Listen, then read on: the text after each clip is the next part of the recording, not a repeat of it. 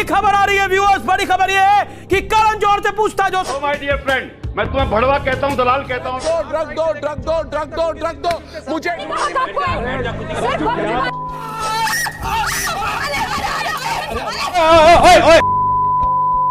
American civil right activist Malcolm X ने कहा था कि अगर तुम केयरफुल नहीं रहोगे तो न्यूज़पेपर तुम्हें उन लोगों से नफरत करा देगा जिन पर जुल्म हो रहा है और उन लोगों से प्यार करा देगा जो जालिम है। अगर हालात पर आपकी नजर है तो आपको ये पता होना चाहिए कि न्यूज़पेपर और न्यूज़ चैनल्स को जितने पैसे न्यूज़ चलाने के मिलते हैं उससे कहीं ज्यादा पैसे न्यूज़ छुपाने के मिलते हैं। ये न्यूज़ चैनल्स पर बैठे लोग आपके दिमाग को बुरी तरीके से मैनिपुलेट करते हैं और आप उन्हें देखते देखते किसी न किसी खास पॉलिटिकल पार्टी को पसंद करने लग जाते हो और यहीं पर आपका माइंड हुकअप हो जाता है। अब आप हर उस इंसान के साथ दुश्मन जैसा बर्ताव करने लगोगे जो आपकी अपोजिट पॉलिटिकल पार्टी को सपोर्ट करता है और 24 घंटे अपनी फेवरेट पार्टी को सोशल मीडिया पर डिफेंड करने लग जाओगे।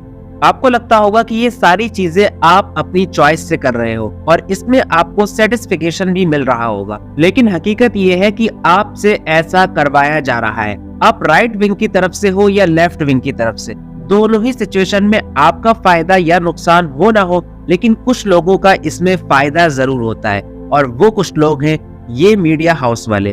फॉर एग्जाम्पल ये है इंडिया की जी मीडिया कंपनी। इसका एक न्यूज चैनल है जी न्यूज। इस चैनल को देखकर कोई भी अंदाजा लगा सकता है कि ये राइट विंग की तरफ से रिपोर्टिंग करता है और इसकी इंडिया में बहुत बड़ी व्यूअरशिप है, लेकिन जाहिर है जो चीज आपके लिए फीलिंग है वो इस कंपनी के लिए सिर्फ और सिर्फ बिजनेस है। इस मीडिया कंपनी का एक और न्यूज चैनल है, नाम है जी सलाम, और इसकी रिपोर्टिंग पूरी तरीके से जी न्यूज के बिल्कुल अपोजिट होती है, क्योंकि इस मीडिया कंपनी को पता है कि जी न्यूज के व्यूअर्स कौन है और जी सलाम के व्यूअर्स कौन है। फॉर एग्जाम्पल अगर हम फिलिस्तीन और इजराइल के टॉपिक पर जी न्यूज की रिपोर्टिंग देखेंगे तो आपको पता लगेगा कि जी न्यूज हमास को एक आतंकवादी संगठन कहता है, लेकिन वहीं इसी कंपनी के दूसरे चैनल यानी जी सलाम की रिपोर्टिंग में एंकर्स कभी भी हमास को आतंकवादी नहीं कहते। लिहाजा ये कंपनी अपने व्यूअर को खुश करने के लिए दोनों तरीके के प्रोग्राम चलाती है।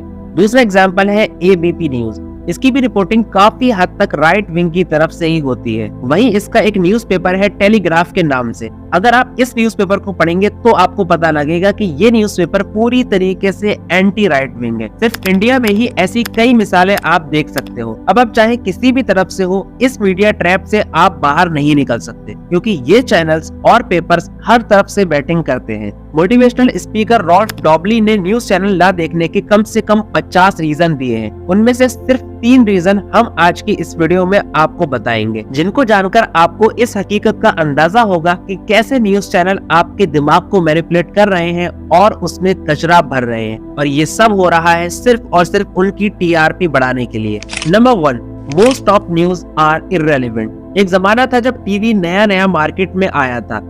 गिनती के 4 या 5 चैनल हुआ करते थे, जिनमें से एक न्यूज चैनल होता था। शाम को 1 या 2 घंटे के लिए एक न्यूज प्रोग्राम आता था और उसी वक्त सारे लोग न्यूज देखते थे। ये बात मीडिया कंपनीज भी जानती थी, इसलिए वो सबसे रेलेवेंट और जरूरी न्यूज ही उस प्रोग्राम में चलाया करती थी। ये वो जमाना था जब इंफॉर्मेशन मिलना काफी कठिन था, इसलिए न्यूज चैनल आपको वही बताते थे जो आपके लिए इम्पोर्टेंट होता था। लेकिन धीरे धीरे ये दौर गुजर गया।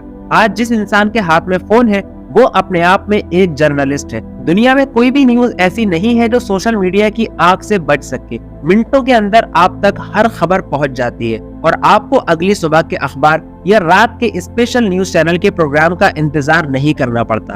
अब क्योंकि टीवी पर चैनल्स की गिनती हजारों में है और ये न्यूज चैनल 24/7 काम करते हैं, इसलिए इनको 24/7 ही खबरें चलानी पड़ती हैं। तो ऐसे में ये रेलेवेंट या इररेलेवेंट नहीं देखते, बल्कि हर वो खबर आपको दिखा देते हैं जिससे इनको अपनी टीआरपी बढ़ाने में मदद मिले। आप खुद से सवाल कीजिए कि पिछले 1 साल में आपने जितने भी न्यूज प्रोग्राम्स और डिबेट्स देखी हैं, उनसे आपको क्या फायदा हुआ और क्या इनकी वजह से लाइफ में आपने कोई बेहतर डिसीजन लिया।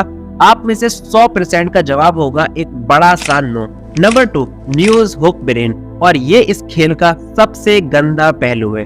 न्यूम चॉम्स्की ने कहा था कि जो मीडिया कंट्रोल करता है वो पब्लिक का दिमाग कंट्रोल करता है। फॉर एग्जाम्पल, अगर किसी दिन 10 इंपॉर्टेंट न्यूज आती है तो न्यूज चैनल आपको वो न्यूज दिखाएगा जिसमें उसका सबसे ज्यादा फायदा हो और जो सबसे ज्यादा निगेटिव और सेंसेशनल हो। आपने कई बार नोटिस किया होगा कि न्यूज चैनल कई सारे ऐसे यूजलेस टॉपिक ट्रेंड बनाकर पेश करते हैं जिनका कोई भी सेंस और मतलब नहीं होता। ये चीजें बिला वजह नहीं होती। जब भी आप देखते हैं कि किसी बेकार न्यूज को हद से ज्यादा फुटेज दी जा रही है तो वो असल में किसी जरूरी न्यूज को दबाने के लिए दी जाती है, जिसका आपको जानना बहुत जरूरी था। इसीलिए मैंने वीडियो की शुरुआत में कहा था कि न्यूज चैनल को न्यूज दिखाने के जितने पैसे नहीं मिलते उससे कहीं ज्यादा पैसे न्यूज छुपाने के मिलते हैं। और इसका सबसे बड़ा एग्जाम्पल है कोविड-19। 2020 में जब इस पेंडेमिक की शुरुआत हुई थी तो आप 24 घंटे न्यूज पर सिर्फ और सिर्फ कोविड ही देख रहे थे। इस चीज ने आपके दिमाग में एक सेंसेशन क्रिएट किया और लोग कोविड-19 को कैंसर से भी ज्यादा खतरनाक बीमारी समझने लगे। डर का माहौल ये था कि जिन लोगों की इस बीमारी से मौत हुई थी ना तो उनकी मैयत को कोई कंधा देने के लिए राजी था और ना ही कोई उनका अंतिम संस्कार करना चाह रहा था। हालांकि दुनिया के सबसे बड़े डॉक्टर्स भी ये बात कह रहे थे कि अगर आप अपने खाने पीने का ध्यान रखते हैं, साफ सफाई रखते हैं और परहेज करते हैं तो आप कोरोना से बच सकते हैं। लेकिन न्यूज चैनल्स के बनाए हुए सेंसेशन ने आपकी नजर में कोविड को दुनिया की सबसे खतरनाक बीमारी बना दिया था और इस सेंसेशन की वजह से आम जनता के दिल में कोविड का हद से ज्यादा डर बैठ गया और इसका सबसे ज्यादा फायदा हुआ फार्मा कंपनी और कॉर्पोरेट कंपनीज को। यही वजह है कि जब दुनिया भर में लॉकडाउन लगा हुआ था और लोगों के कारोबार ठप हो रहे थे, ऐसे वक्त में भी कुछ लोग हद से ज्यादा तरक्की कर रहे थे। ऑक्सफैम इंटरनेशनल की रिपोर्ट के मुताबिक जब कोरोना आया था उस वक्त दुनिया की 99% पॉपुलेशन की इनकम गिरी थी, वही दुनिया के टॉप बिलियनियर की इनकम इस वक्त में डबल हो गई थी। अब आपको ये बताने की जरूरत नहीं है कि ये न्यूज चैनल उस वक्त इतना ज्यादा शोरगुल्ला और सेंसेशन क्यों कर रहे थे। लेकिन अब आप किसी भी न्यूज चैनल पर दूर दूर तक कोविड का नाम नहीं सुनते। क्या अब यह वायरस गायब हो गया है? ये अब भी मौजूद है और उतना ही खतरनाक है जितना ये आज से 3 साल पहले था। फर्क सिर्फ इतना है कि अब न्यूज चैनल को आपको दिखाने के लिए और ज्यादा मिर्च मसाले के टॉपिक मिल गए हैं, लिहाजा ये टॉपिक काफी पीछे चला गया है।